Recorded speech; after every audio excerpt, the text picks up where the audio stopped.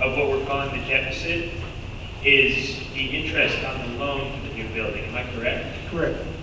I don't understand. That doesn't make sense to me. Maybe I'm just ignorant. Well, there's going to be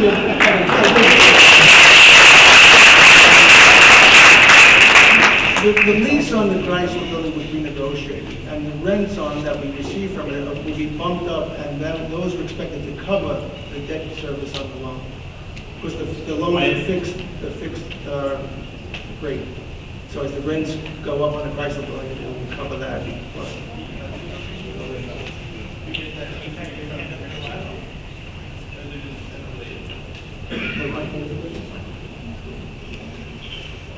No, it has nothing to do with the new building. That's just the renegotiated lease with the Chrysler. A question based mainly about addressing the issue of how we go about fundraising in the future for the school. I think that's, because I'm a very proactive person, I think optimistically. How can we readdress and what has been done, how to handle how we in the public, young community. I know between trying to get one from alumni and their lack of interest. But what about the greater community outside of the community? How can we, and I guess that's the question that really not that addressed to the trustees, but to us as the student body, the alumni and the community of Cooper Union. I think regardless of the history that's been going on, we need to reconsider and address how we can better market Cooper Union. I know someone's making a joke about NYU, but having gone NYU for 2 years, they're really well marketed. And that's how they get a lot of money, because they do also fundraise. So I think that that's something, I think the misinterpretation here is that we're getting mad at you guys, and you guys are getting mad at us, and I think we're both in the same party. We all just want money to run this school. And I think to address this to the Cooper body, we have to find a better way to market and more original, creative ways to market ourselves for the greater community. And what do you say about that? Well, one thing that's taken place is we have been beefing up the development office because the effort that was being done before we felt was not as strong as it should be. Yeah, you look at a school like NYU and they have hundreds of people in their development office and they're raising lots of money. So we're beefing up the development office. I've read about some students or alumni planning to do an art auction to support the school. I mean, more ideas like that will help us. Do you believe in the ethical value of a tuition-free education? Definitely. I benefited by that myself. So maybe a better question would be, do you believe in the ethical value of a tuition-free education for everybody? If we have the money to support that, definitely, yes. But it's a question of money. We don't have the funds. If we can't raise the money to find some other sources of income, it's impossible to do. We can't take money off the tree. It really boils down to being able to raise income.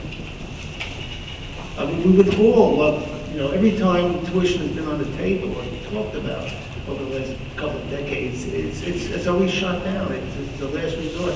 And we've been finding other ways around it. But we may be reaching a point that it may not be other way. But we're looking for every possible way. We all believe in maintaining it at all possible. It is a last resort. Next question over here. Mr. Epstein, thank you for making yourself available. The question relates to the new building. There's still some confusion here.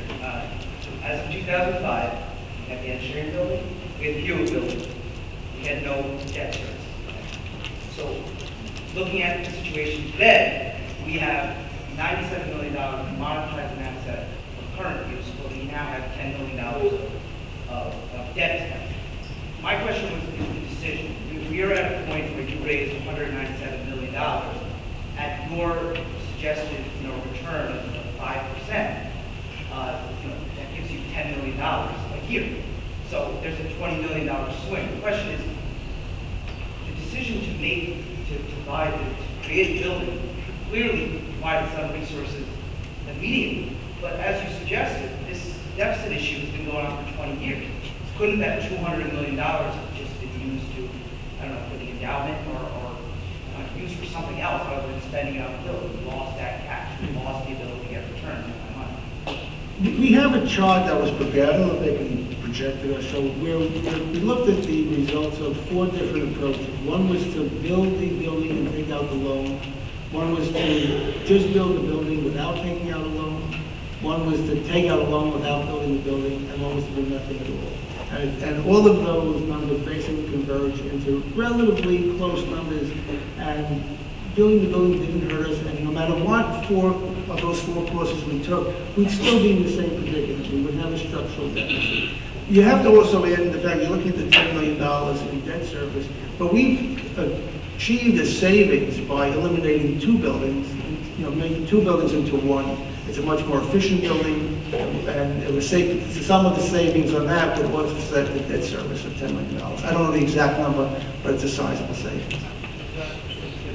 Yeah. Also, the engineering building was over 50 years old, and to go forward, that would have taken a major expense to improve that building and bring it up to where we need it. And then we'd be stuck with an old building. When that building was originally built, it wasn't air conditioned. I mean, that's the kind of building we're talking about. So to have a first-rate educational institution, you need good facilities. So that was part of the thinking of building the building, to take the school into the future with a facility that could accommodate what we would need in the next few decades, as opposed to keeping a relic of a building. Okay, what is the projected revenue that tuition would bring, taking into account the average number of students per class who would be able to pay for it, and also projected losses from donors who are generous because they believe in the vision of the school, and other losses from potential taxes from the Chrysler building or whatever are those losses? Okay, we don't have the answer to that now. That's being looked at. It's part of the research being done. John Trent's working with outside consultants who deal with this issue with major schools all the time, and we rely on outside consultants for that information. So I can't answer that today. We don't have that information. Okay, we have the gentleman over here. Hi, thank you for coming and speaking.